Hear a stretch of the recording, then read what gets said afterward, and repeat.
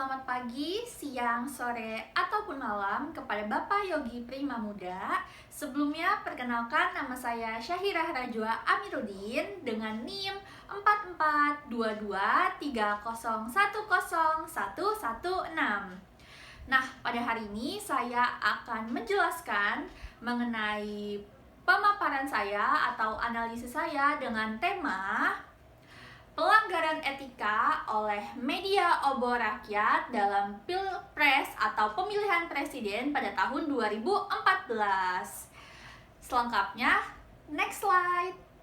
Nah, jadi deskripsi singkat dalam kasus pelanggaran etika oleh media obor rakyat dalam pemilihan presiden pada tahun 2014, yaitu pada masa kampanye pemilihan presiden 2014 muncul sebuah tabloid bernama Obor Rakyat yang menyebarkan informasi negatif dan hoaks terhadap salah satu calon presiden pada saat itu, yaitu Bapak Joko Widodo.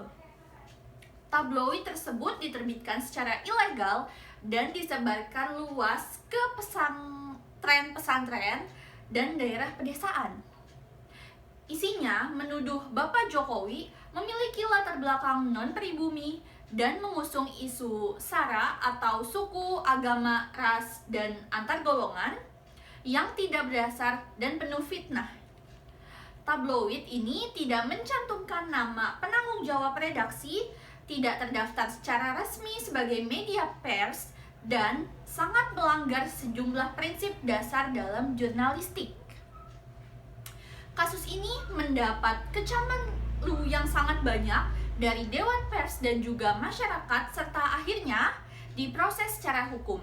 2 orang redaksinya divonis di penjara pada tahun 2017 karena menyebabkan kebencian melalui media.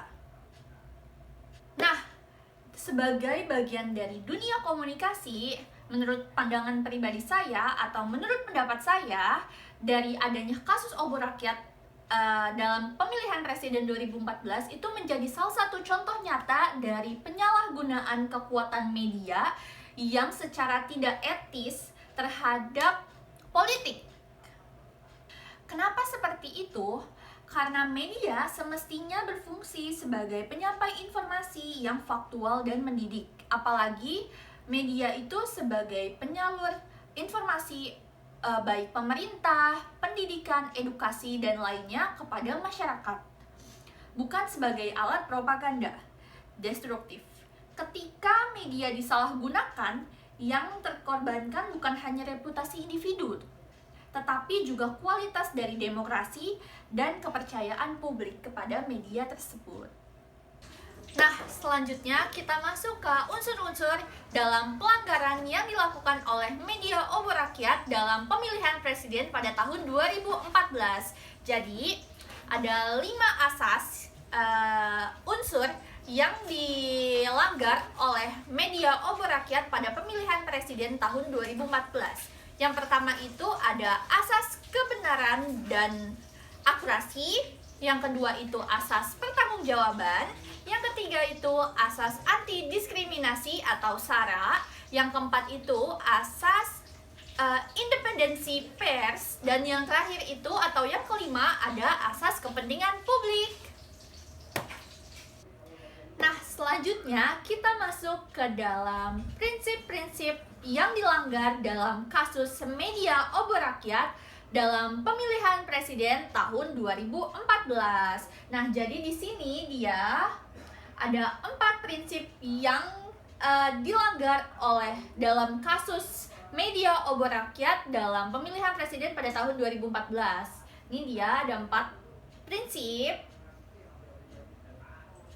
Nah, selanjutnya itu kita masuk ke teori-teori yang berkaitan dengan kasus pelanggaran tersebut. Nah, jadi di sini saya mencantumkan atau mengaitkan 2 teori. Yang pertama itu ada teori deontologi yang dipaparkan atau dijelaskan atau dibuat oleh Immanuel Kant. Dan teori kedua itu yaitu teori etika kebajikan atau virtue ethics menurut Aristoteles, atau yang dibuat oleh Aristoteles. Nah, jadi jika kita kaitkan teori etika profesi komunikasi dari sisi yang teori yang pertama, yaitu teori deontologi, menurut Immanuel Kant, tindakan dari media obor rakyat tersebut itu tetap salah meskipun pelakunya merasa memiliki tujuan yang benar. Karena dalam etika deontologi, nilai moral ada pada tindakan itu sendiri. Hasilnya, bukan hasilnya. Jadi, nilai moral itu ada dari tindakan si redaksi atau si media tersebut, bukan dilihat dari hasilnya. Lalu kita masuk ke teori kedua, yaitu teori kebajikan atau virtue ethics menurut Aristoteles. Jelas media ini, yaitu media obor rakyat, itu tidak menunjukkan nilai-nilai kebajikan seperti kejujuran, tanggung jawab, ataupun integritas, yang memang ketiga nilai-nilai ini tuh harus ada atau harus dimiliki oleh seorang media, atau baik itu jurnalistik, ke-PR-an, marketing, dan lain sebagainya.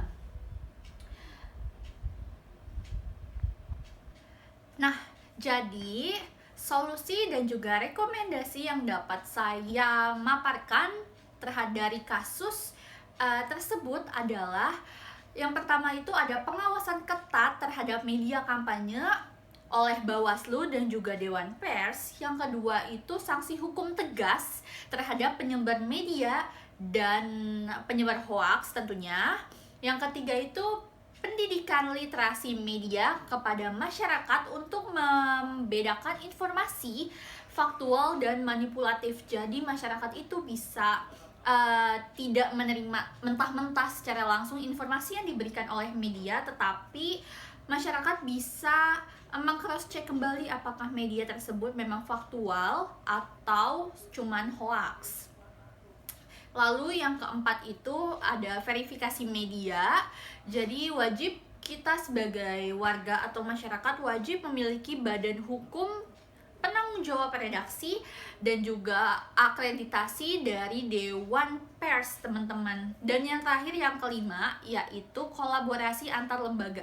Jadi baik KPI, baik Bawaslu, baik Kominfo, dan juga Dewan Pers ataupun pemerintahan lain itu bisa berkolaborasi dalam menangani kasus pelanggaran etika komunikasi digital yang dilakukan oleh suatu media, baik itu media perusahaan maupun media dari individual. Nah, jadi kesimpulannya adalah kasus obor rakyat menunjukkan bahwa tanpa etika dan tanggung jawab, media bisa menjadi alat perusak demokrasi. Oleh karena itu, edukasi, pengawasan, dan penegakan etika dalam komunikasi harus menjadi perhatian bersama agar profesi ini tetap dipercaya publik. Sekian, wassalamualaikum warahmatullahi wabarakatuh.